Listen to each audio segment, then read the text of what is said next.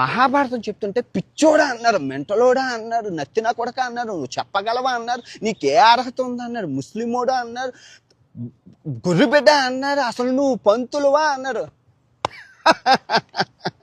ఆగాగు ఆచార్యదేవా, ఏమంటివి జాత నేపమున సూతను కింద అర్హత లేదంటివా.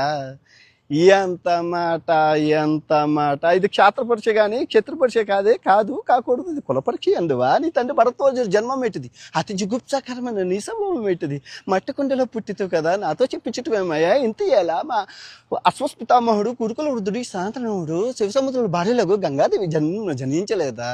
మా వంశానికి మూల పురుషుడు వశిష్ఠుడు దేవవశిగు బోడసేపుత్రుడు కాదా. అతను పంచమజాత కన్య ఎందు అరుంధతిని ఆ శక్తి ఎందు పంతాలను పరాశరుని